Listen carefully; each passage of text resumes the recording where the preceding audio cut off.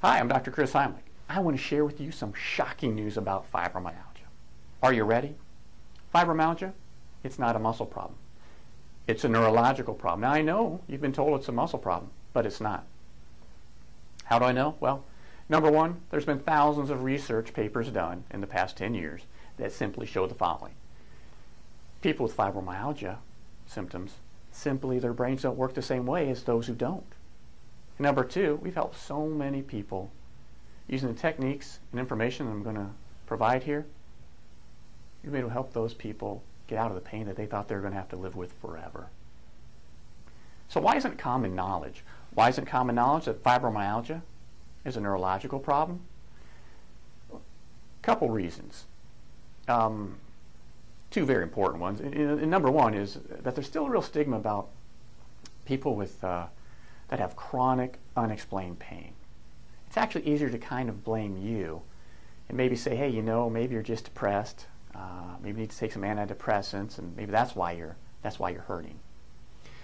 It's ignorance, frankly, because there's a whole huge volumes of information out there and studies that show that the brain is responsible for all the symptoms that you're feeling. The second reason is there's no medication for it. Now, I know you've seen commercials on TV that tell you differently, but there's no medication to treat the cause, the neurological cause of fibromyalgia. I know you've been getting antidepressants, sleeping pills, other various concoctions and potions. The fact is, these aren't designed to take care of the neurological cause. Which brings me to my philosophy, my underlying core principle that drives me to treat the patient, not the diagnosis. I want to treat what we find on you, not what label you've been given. Because the fact is, many people are misdiagnosed. I mean, right? Everything from multiple sclerosis to strep throat. And it really doesn't tell you what to do about it. Just saying you have fibromyalgia? Well, sure. That gives everybody an idea of kind of what's going on. But what we're really going to do to help you get better? Let's start with the neurological cause of fibromyalgia. And it's pretty much this. It's called an overactive midbrain. The midbrain is an incredibly important area of the body. And I realize, hey man, this stuff you probably haven't heard before. It's okay. It's going to change the way you look at what you have going on. It's going to give you a solution to help end it. So here's what normally happens. You've got in the human body, you've got your midbrain, and you've got a lower brain stem, and then you've got your cortexes. Now the cortex and lower brain stem, normally what they do is they dampen that midbrain. And here's why. Because that midbrain, it needs a lot of supervision. It's where we process light and sound. It's where your sympathetic nervous system begins.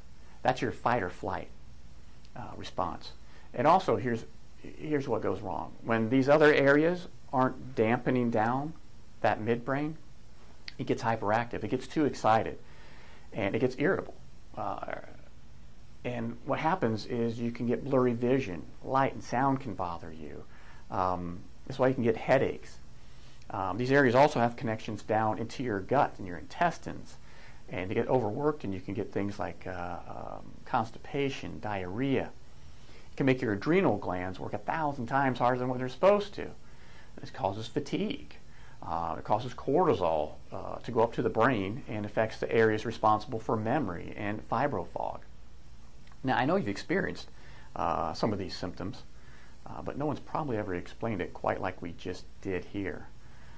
And that's why you feel terrible. I mean, now how do we get to the bottom of your fibromyalgia? We do a functional neurological examination.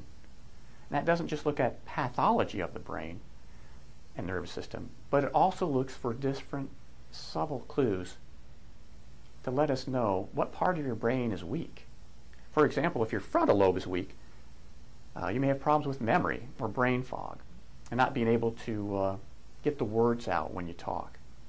And most fibromyalgia victims suffer from at least one of those symptoms. I mean, and what really causes the brain weakness? Answers, it's simple, really.